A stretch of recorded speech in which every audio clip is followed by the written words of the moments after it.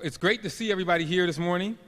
I want to thank everyone for being here. We have not done a public safety briefing since earlier this summer. As you know, I like to do these, so you're going to see these for the rest of the month through the end of the year. I'm joined by members of my team, Victor Saunders, who's going somewhere. I don't know where Victor's going. Okay.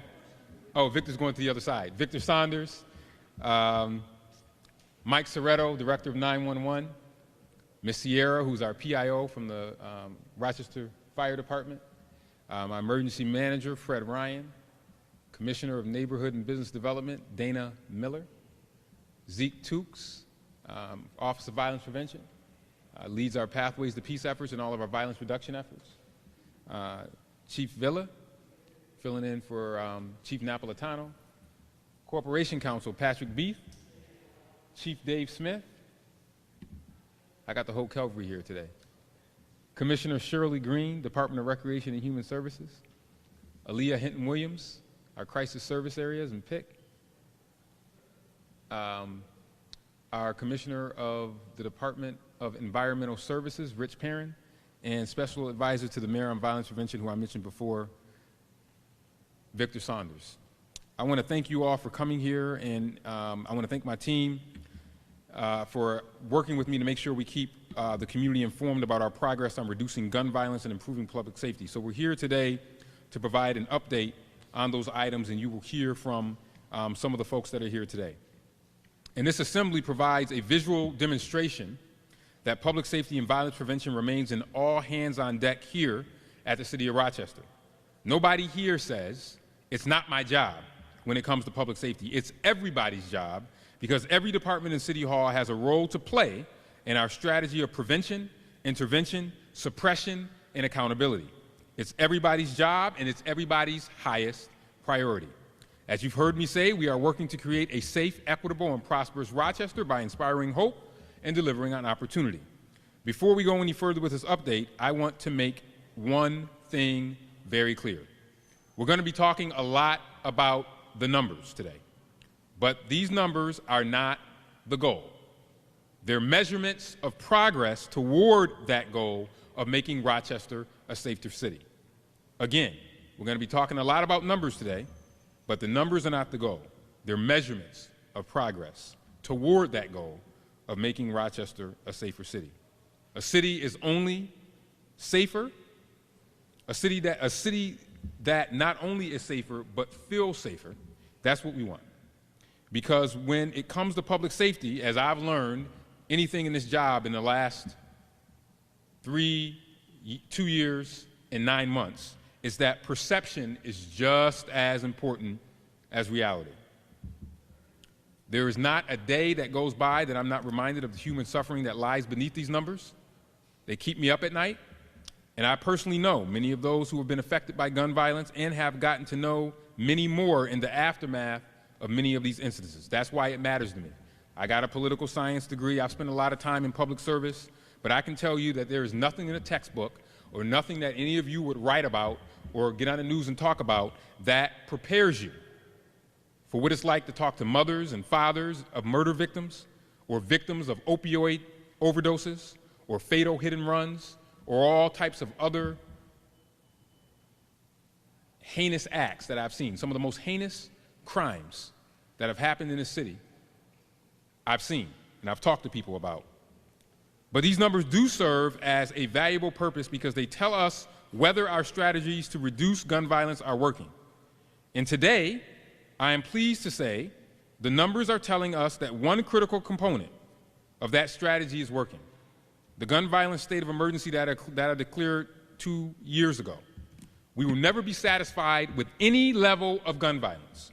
But one key milestone we've had since we've initiated the state of emergency has been to bring gun violence back to pre-pandemic levels. If you look at that chart over there by Mike, our Director of Emergency ECD, it shows you where we are and where we were at the peak and where we are falling. And today, I'm pleased to report that milestone is well within sight. In fact, we are now at the upper reaches of that milestone. As I said, at that chart on the right, you see a metric that is showing us how we're doing on that objective, the 365-day rolling average of shootings. This metric essentially treats every day of the year as if it were the last 365-year day period and calculates the average number of shootings for that given year. This is a useful measure because it eliminates many of the variations that occur when you measure your progress by the standard calendar year. And because, unfortunately, as mayor, I'm held to a higher standard. If it was someone else standing here and they had a year-over-year decrease, people would be like, oh, that's great. But for some reason, the goalposts get moved. And this happens a lot when you have mayors sometimes. But I guess people just hold me to a higher standard. That's okay. So because of that, we have this 365-year calendar that's there. But using this measure, we see that over the 5 years, because people say, oh, okay, you got it down in 2 years in a row, Mayor. What about the last 5 years? Well, look at that chart there. We see that over 5 years leading up to the pandemic, shootings declined from a high point of about 225 per year to about 150 a year. And as of last week, we are now at the upper end of that band at about 210. And that's less than half of what it was at the peak of the pandemic in 2021, when the average number was just under 430 shootings per year. Even on a human scale, that is still a significant decline. That's 200 less people that did not experience the trauma of gun violence. And gun violence is a trauma. It's something that we cannot tolerate, and it's why you'll hear the chief talk about how I have instructed him to treat every single act of gun violence as if it were a homicide. As if it were a homicide. Before, we weren't doing that. Anybody that uses a gun or is a victim of gun violence, we treat it as a homicide, even if they choose not to cooperate. So we want to make sure that we continue to still send the message that even if someone is not killed by a gun and are just shot by a gun, that those are still life-altering results. So, but that less than 200 acts of violence that didn't happen, that helps stop the cycle of retaliation that drives more gun violence. And that 365-day rolling average isn't just the only measure that tells us our strategies are working. Another metric we use is to measure the current state against the 5-year average of crime that preceded it. Again, because that eliminates a lot of the variables that show up year to year by other comparisons. But let's talk about Part 1 crime, which is down 20%. And the chief can talk to you about what Part 1 crime is. Murder is down 18%, shootings are down 34%, and violent crime is down 8%. Property crime is down 22%. And as I've said before, I am not gratified, but I am gratified but not satisfied by these numbers. We are not jumping up and down. But the reason why I have to make sure I put these numbers out there is because we have to make sure that we are communicating on a regular basis on what these numbers are. And sometimes I'm reluctant to say, look, we had 200 less shootings than we had at the peak. But it's still important to put them out there because people need to know the facts. I'm gratified that our strategies are working, and Rochester is on our way to becoming a city where people are safe and feel safe. We have to still continue to work on the feel safe part of this equation. You're going to hear some updates from other leaders on what they're doing as it relates to public safety, and particularly as it relates to the gun violence emergency. Now, I said that I might have brought the gun violence emergency and moved it, scaled it back, but I'm not going to do that because I'm still not satisfied. We still got a lot more work to do, so that gun violence emergency will stay in effect. It's been a very valuable tool for me to be able to get ahead of a lot of the nonsense that we have that takes place, particularly at gatherings and places that have become hotbeds for violence. Chief Smith and Corporation Counsel Beath will talk about suppression and accountability. Dr. Green, Zeke Tukes, and Deputy Fire Chief will talk about what they're doing on the intervention front. And we're going to start with Chief Smith, whose remarks will include what we're doing, particularly in entertainment districts, where people think that they can come and interrupt people having a good time. We are not going to tolerate that. Let me be clear. We want people to have a good time in Rochester, but if you think you can come and carry a firearm in the open and interrupt the vast majority of Rochesterians that are going out to have a good time over the weekend, you got another thing coming, and you'll see this weekend what we're going to do about it. We are not going to tolerate it. We saw what happened with my colleague in Alabama over the weekend. We don't want that to happen here in Rochester. And if you're going to the entertainment district, you should be going to have a good time, not because you want to go and wreak havoc. One person ruins it for everybody else, and we're tired of it. We want people to be able to go out to the bars and clubs and have a good time and not have one or two people coming there wreaking havoc. So the chief will talk about what we're doing this weekend there. It is going to be a little bit inconvenient, but it's important because we have to send a message that we're not going to have people coming to our entertainment districts cutting up. We just can't have it. So with that, I'll have the chief say a few words, and then we'll go over to our corporation council.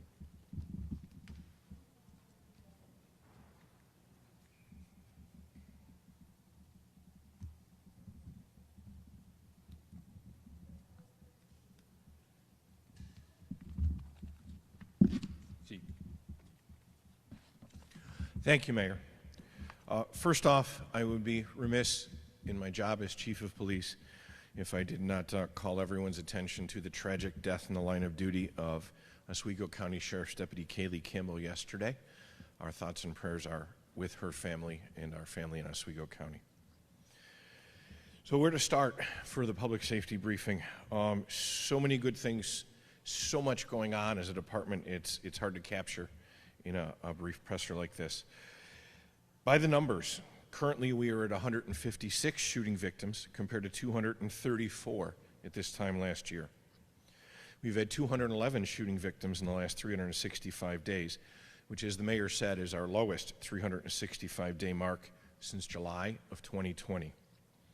Currently, homicides are at 42 compared to 49 at this time last year, although, you know, it is significant to note that a significant portion of these are the result of domestic disputes and violent disputes, as opposed to results of gun violence, as we've seen previous years.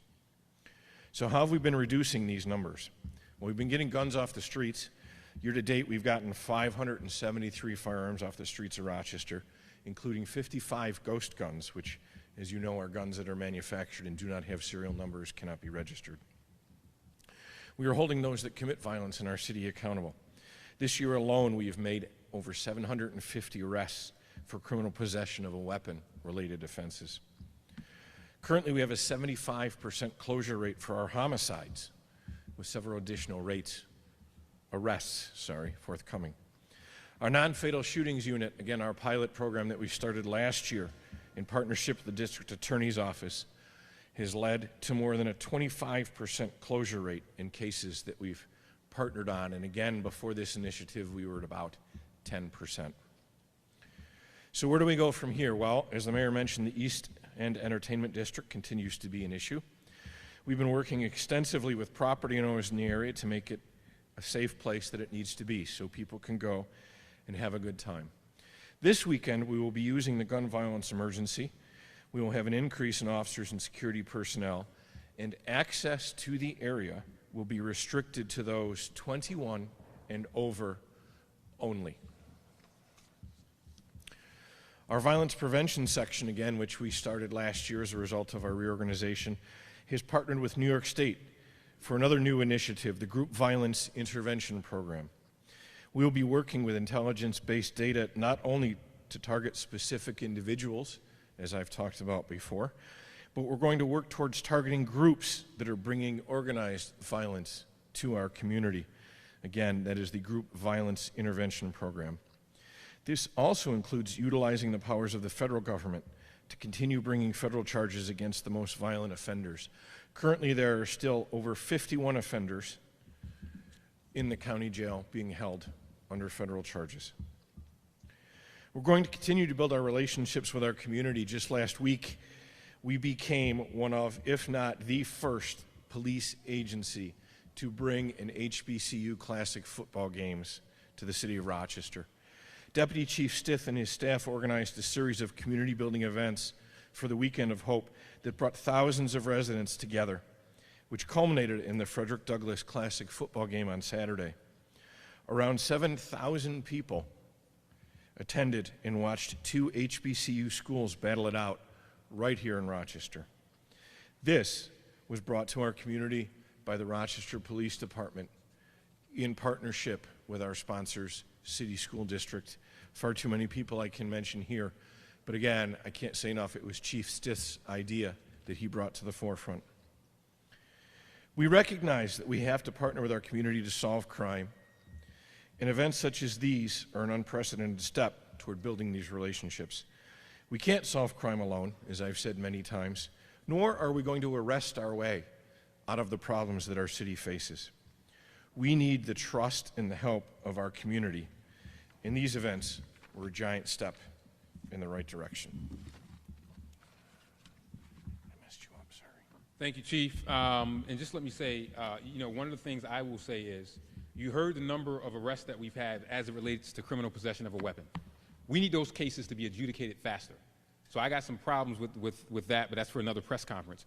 We would have even better numbers, I believe, if we were able to adjudicate cases related to criminal possession of a weapon. We're getting people off the street, but we need to make sure that they move through the court system more expeditiously. Too slow, in my opinion, way too slow. So I want to thank the Chief for his work. And I want to have Corporation Counsel Patrick Beath will talk about the law department and how they're using my gun violence state of emergency to hold owners of properties that are the nexus of violence accountable. I am still amazed that people think that they could host illegal gatherings and, let people bring in firearms and think they're going to get away with it and think we're not going to do anything about it. Those days are over. We are not going to tolerate that in the city, as long as I have the power under the gun violence emergency. And we've taken proactive steps to make sure that that happens. And I want Patrick to detail some of the cases in which we use the gun violence emergency. And the Chief talked about how we're going to use it this weekend, again. So, Corporation Counsel.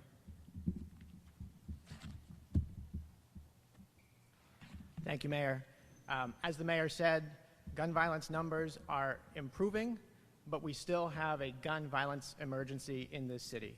And the Mayor continues to proclaim that emergency, which gives him unique powers to ensure that places of assembly that get out of control, that don't have adequate security, that are not making sure that they're creating a safe space for people to gather and to have a good time, we can hold them accountable. We can hold them accountable by making them change hours, by shutting them down altogether if necessary. In the past year, since the beginning of 2024, we've closed 9 locations using the Mayor's emergency order. We've brought 3 of those locations, or continued with 3 of those locations, in actions in Supreme Court to ensure that we have some judicial monitoring on some of the worst. And we've entered into 3 significant nuisance abatement agreements where folks have agreed to shut down. I'm going to highlight a few of those. At 186 Hollenbeck, we had an individual running an illegal nightclub called The Garage. This was not a new problem. They were running The Garage back in 2022. There were shooting incidents, and they were shut down. They were shut down, and they agreed to an abatement agreement whereby they would stay shut down. But earlier this year, they violated that agreement, and they started holding these parties again, disturbing the neighborhood and bringing violence to the neighborhood. This time, we went further than a voluntary agreement. We shut them down with the Mayor's emergency order. We took them to court. And they realized as soon as we got into court with them that they didn't have a chance. So they agreed to a consent judgment, which will be overseen by the judge, which requires them to deconvert the garage, take out the bar, close the garage for a year, take down the illegal roof deck that they had built, and never hold nightclub-like parties at that premises again. Another example of how we've used the emergency order where things get out of hand is at Casa Campo. Earlier this year, there were a couple of weekends where at the restaurant Casa Campo, dozens, if not hundreds, of illegal dirt bikes and ATVs gathered and were a menace to the neighborhood. When police tried to break it up, our officers were injured, arrests were made, including arrests for criminal possession of a weapon. We issued an emergency order to shut that activity down, and then we got the cooperation of the owner of the building and of the restaurant to agree that they would stay closed, at least until November of this year, to all on-premise service. Nobody's to be in the parking lot. They're doing only takeout service. And in that way, we managed to allow their business to continue while shutting down that nuisance activity. Finally, I want to highlight King and Queen Restaurant and Club. Earlier this year, we had a double homicide at that location because they didn't have adequate security as they were hosting these events in the evening. We pulled their entertainment license so they can no longer act as a place of amusement. Since then, they've agreed to an abatement and a conditional business permit where they agree not to have those parties, and it's been quiet. They're a restaurant, they're a benefit to the community, they're no longer in danger. So we look forward to being able to continue to exercise this emergency authority to address these places that get out of hand. And as the chief and the mayor have said, we'll be using that this weekend in the East End to limit access and make sure that that whole area stays peaceful and welcoming for the folks who are out looking to have a good time. Thank you. Thank you, Corporation Counsel Beath.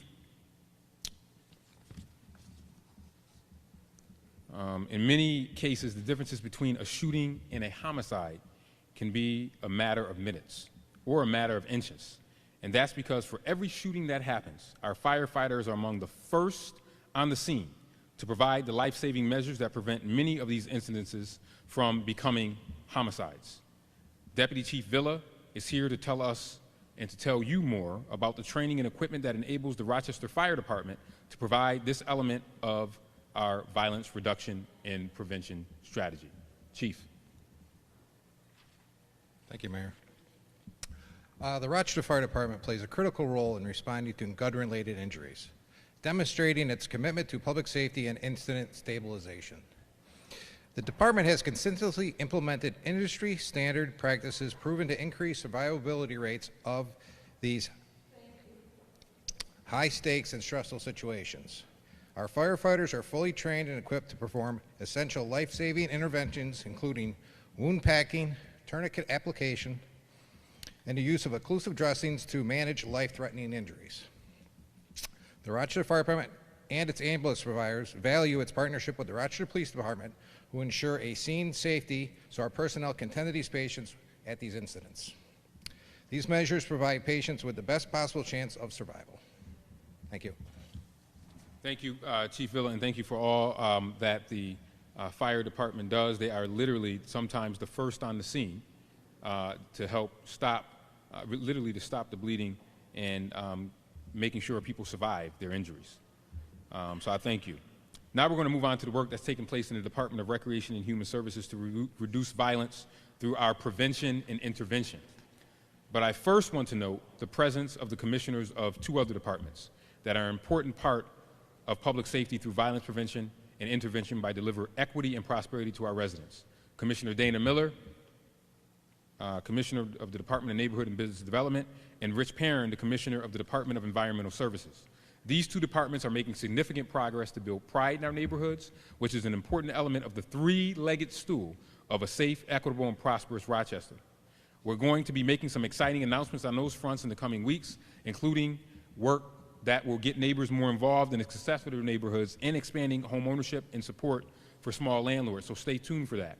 I will add that we had some issues around Parcel 5 with people thinking they could drag race. Well, guess what? They can't drag race anymore there. If they do, they're probably going to go airborne and their cars are going to get destroyed. We got tons of complaints of people thinking they could drag race around Parcel 5, which is a jewel in our community. So we made sure, thank you, Commissioner Perrin, that we have what I call proofed that area to stop speeding in the middle of downtown Rochester. But that is also part of our public safety. Too many people have been hit by vehicles. We have too much of drag racing. We wanted to make sure we took care of that. So I thank the Commissioner for that. Now I turn it over to Dr. Green, who will tell you more about the ongoing work in the city's R centers to focus on the role of childhood trauma and violence and prevention and intervention. Dr. Green. Thank you, Mayor. As the Mayor said, the Department of Recreation and Human Services is deeply committed to our role in reducing violence, especially for our children. Every child has a right to live their life without fear that they or someone they love will become a victim of violence. And every child has a right to live their lives free from the trauma that violence can inflict on them and their family and their friends. And the importance of the work has brought into stark relief in August when one of our own Recreation Center employees, Tyasia Manning, lost her life during the tragic shooting at Maplewood Park. Not only was the loss directly felt by Tyasia's colleagues at the rec center, it was also felt by the young people. We got to see the immediate impact it had on the children after they learned their beloved Mama Bear had been taken from them. And I can tell you, this incident has inspired us to redouble our commitment to addressing the trauma we know is driving so much of this violence. As we already reported, the Department of Recreation and Human Services has contracted with the Center for Youth to provide mental health services in our recreation centers. And the more we work with this team, the more we realize just how important this service is for our children and families. From April to June of this year, these counselors engaged with 178 youth for a total of 5,136 encounters or engagements. And 98% of these encounters were self-referrals. That means the young people asked for the help. Topics of discussion have included anger management, bullying, relationships, and decision-making skills. Counselors have talked to the children whose parents struggle with addiction, children whose behavior changes after a parent is incarcerated, children who don't feel safe in their own home, children who know they are at the brink of homelessness. These stories are absolutely heartbreaking. But what's even more heartbreaking is knowing there are countless children in our community who are coping with struggles like these and haven't found someone to talk to.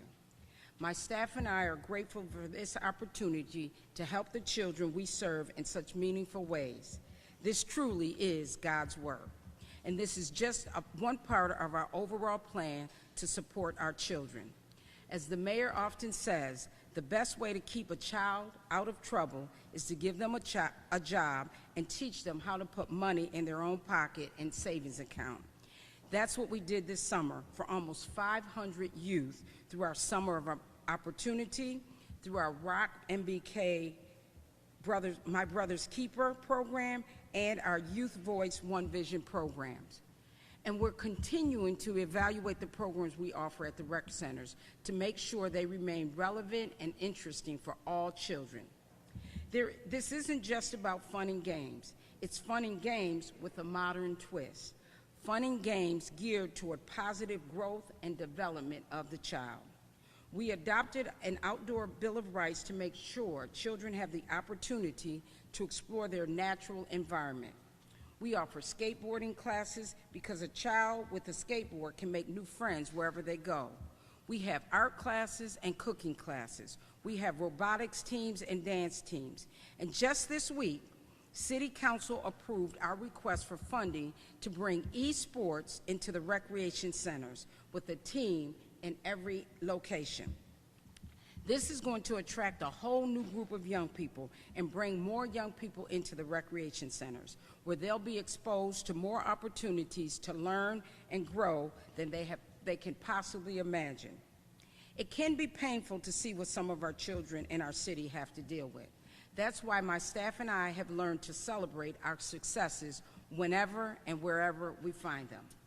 Those successes can be found in the raw data of children who seek out mental health counseling services while in the recreation center.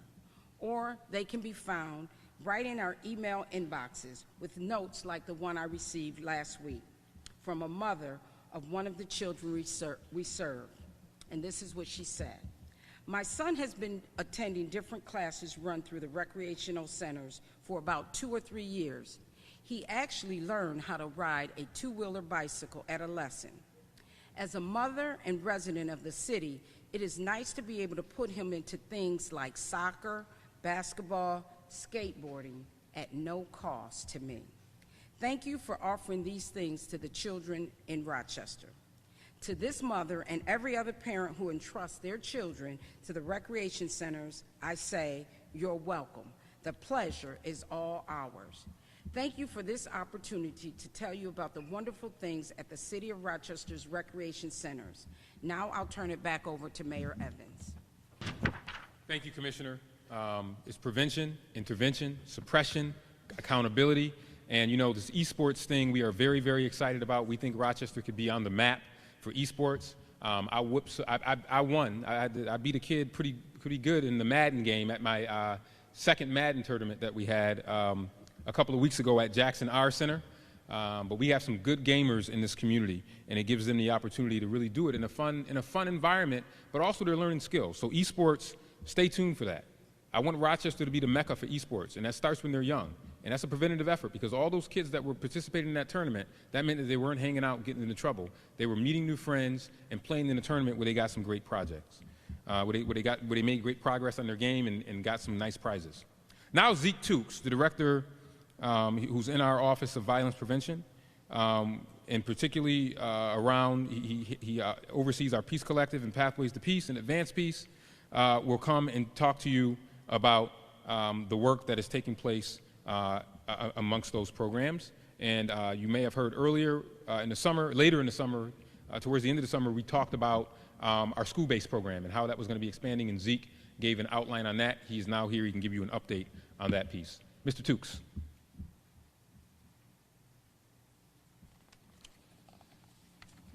Thank you, Mayor Evans, and good morning to everyone that's here. The work being done by the Mayor's Office of Violence Prevention is all about making real action in both prevention and intervention, so that we can make a real difference in reducing violence and improving life for all Rochester families. This past summer, Pathways to Peace held peace barbecues all over the city in each quadrant. Although we were chilling and grilling, we were also making and building relationships with a lot of families in those communities.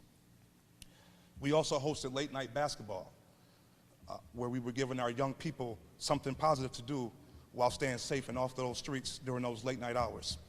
Like Mayor Evans always says, I want our youth to be so busy that when they get home, they're too tired to get in trouble. And that's exactly what we did. That's exactly what we made happen.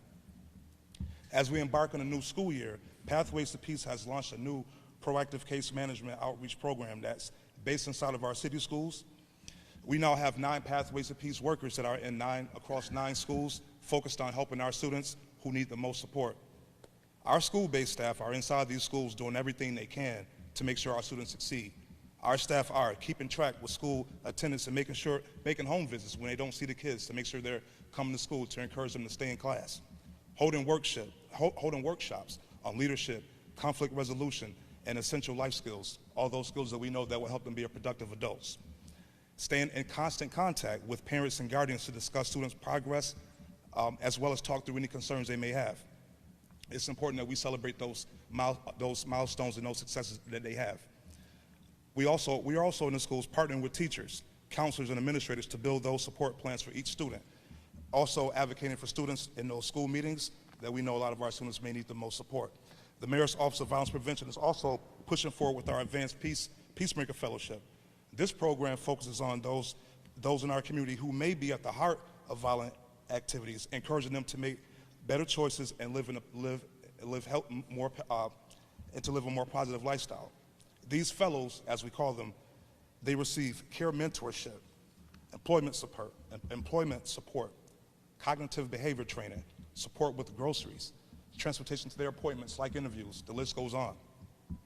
And we're seeing results. In the city's 10th ward, homicides have dropped by 75%. Aggravated assaults are down by 70%. That's real progress, but that's also what it looks like when we work together. Speaking of working together in partnerships, I'm also excited to announce that we have 12 new grassroots organizations and agencies joining our Rochester Peace Collective, bringing us to 23. These groups are on the ground advancing violence prevention through services like emotional support, community outreach, job training, youth development, and more. The Office of Violence Prevention is thankful for their commitment to invest in our community. As we move forward, the Mayor's Office of Violence Prevention will continue to assess and analyze where violent crime is happening for a more targeted approach so we can better allocate our resources. The Office of Violence Prevention, or OVP as we call it, our overall goal is to make our city safe for everyone. Thank you. Thank you. Thank you, Zeke. I greatly appreciate all of the work that is taking place in your shop. We continue to look for ways to find these resources. Vic Saunders has been to Washington, D.C. and Albany and other places to make sure that this work can this work can continue. So we have a great team of folks here at the city who are moving in different directions, because they all play a different role, but we're rowing in the same direction. Get that? Collaboration. We're working together, not me, but we. I can't do this alone, and I'm so thankful for these folks here. I'm going to take some questions in a second, but I want to remind everyone that this is a team effort. And I'm deeply, deeply grateful for our many partners in law enforcement at the state, federal level who contribute to the declines that we talk about today. Rochester is one of the only cities that has an ATF agent on call 24/7. We have made public safety a top priority. Regularly, I meet with all of our partners, from the U.S. Attorney to ATF to Monroe County Sheriffs, New York State Police, Rochester Police Department, our partners that help us measure items, RIT. So this is a huge, huge, gargantuan effort, and it takes a lot of work. It takes a lot of work. You just can't put it on social media or just come out there and say it. It's a lot of work that goes behind the scenes, because public safety is complex because you're dealing with human behavior. I also want to recognize, as Zeke mentioned, the many nonprofit and business partners who work with us day in and day out to create a safe, equitable, and prosperous Rochester. We could not do it without them. They work with us hand in hand. And I thank the people of Rochester for continuing to do their part to improve the city every day, particularly giving tips, because they've had enough. You saw the clearance rate is up. And that is because of our partners. And our partners are the citizens. They've had enough of this. They're done with it. They're sick of it. And I'm with them. I'm with them. And the vast majority of people in our community, not some still want to coddle people, but the vast majority in our community have said enough is enough. They want their neighborhoods back. They're tired of it. They're tired of neighborhoods being overrun by people who often aren't from their neighborhoods that come and wreak havoc. And we are working to get it back under control. We still have a long way to go. In no way are we celebrating the numbers that we announced today, and we'll do another announcement. We'll keep tracking these numbers like we do this every month, and we'll continue to update the community. I want to thank the media also for being here today. So with that, I don't have time for a lot of questions, but I will take maybe 1, 2, or 3 questions, and I'll start with Mr. Rowe.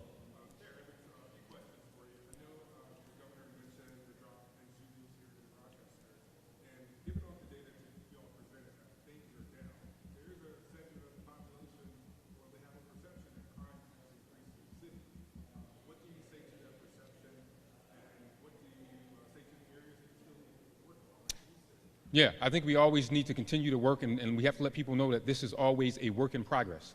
As you know, success is not linear. So, you're doing well for a second, and then you have an incident that then heightens people's attention, and that has a profound impact, particularly when it's a very, very violent crime, right? If you see a crime like Maplewood or something that happened in Irondequoit, that is that shocks the consciousness, and that can put fear in people, because they see those types of things that happen. I think also many of these numbers are still not good enough yet. So if you're a victim of a crime, or if you know someone that has gotten shot, and many of us up here do know because we lost a colleague that was killed, right, in Maplewood, these numbers are no consolation to them because they lost someone. So I think we also have to make sure that we work on every single crime, solving every single crime, but sending the message that no level of gun violence is acceptable. And that's why we have this state of emergency, because we want to dramatize and illustrate to people that no level of violence is acceptable. We should be like some countries in Europe where they have not had someone die as a result of a gun in years. Why can't we have that here? There's a lot of other issues, obviously, that go into that, but that should be our goal. That should be our goal. We should not be having people shot, period.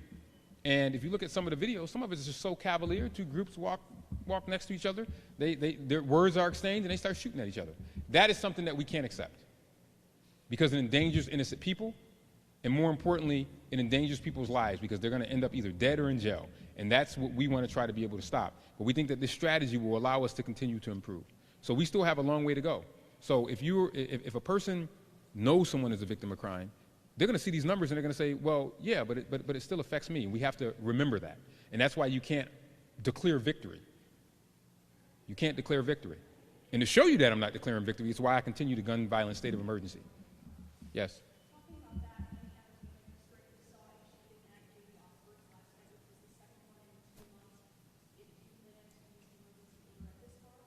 We will be addressing J.D. Oxford's, obviously. There are things that we want to see there as it relates to security. Again, that just happened last night. But it's just something that we can't accept. And it's unfortunate that individuals, instead of having a good time at a bar, raising their glass and celebrating, they decide to pull out a firearm. And unfortunately, in this incident, this was an individual doing their job, trying to break up a fight, and someone decided to pull out a firearm. This is what I'm talking about. There's a pathology here that we have to that we have to think about and see what's happening. How is it normal that you think you can just pull out a gun to solve a dispute? That's not normal, and it's crazy. But oftentimes you say, oh, it's just normal. It just happens. No. Every single one of these instances, we treat them like homicides.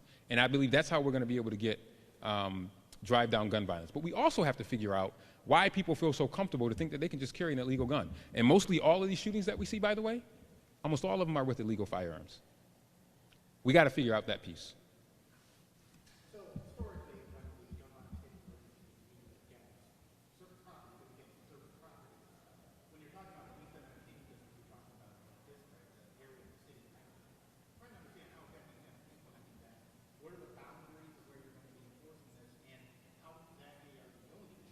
We'll have more about that in the coming days on how it's going to be enforced, but the gun violence emergency allows us to close down streets. Read the emergency. And in the East End, you have streets. So we will be closing down streets to create a perimeter to make sure that there is safety within the district. We will get you that information, okay, in terms of the streets that we will be closing down. The police department would have a briefing on the Eastern Alexander Street this weekend. We just wanted to give you a taste about how we're using the gun violence emergency. So in terms, Saturday. Yes.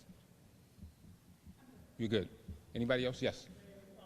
These numbers that you're having here, they're also trending down across the state. Why is that? I think that there's a focus on it. I will tell you that the gun-involved violence elimination program is a very effective tool that cities like Rochester and others, including Buffalo and Syracuse, have been able to take advantage of.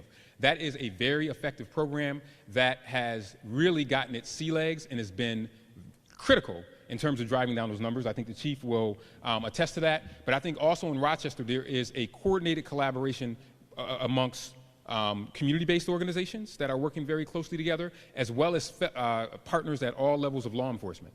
The public also has just had enough. And I think that that is helpful, because now many in the public, when they see something, they're calling the mayor's office, they're calling 911, they're calling Crime Stoppers. They've had it. And you see that. And you see people, we got someone we're trying to get from Vermont, right? We know that there's someone that we're trying to get from Puerto Rico. So the public at large is saying that we want to make sure that we live in a safe area. And one of the reasons why I feel confident to do the things that we're doing is because the feedback that I hear from the public is, Mayor, keep it up. Don't stop. Keep pressing on. We know that it is still hard, but we have to keep pushing forward. And I think that that is helping with the trends, but I think the collaborative piece is really what is helping to bring these numbers down. We still have a long way to go. That's a whole nother press conference around the opioids. And domestic violence. I'll be doing a press conference here next week. I'm working with the state. I'm convening a meeting here, I believe, next Tuesday here at City Hall on domestic violence. Those numbers as it relates to violence are still way too high, and that's another area that we have to work on in order to really continue to bring these numbers down. So that's important. I'll take a last question if anybody has one. Okay, thank you very much. And we'll have more on East End. This weekend. That's my next meeting. Okay, thank you, everybody.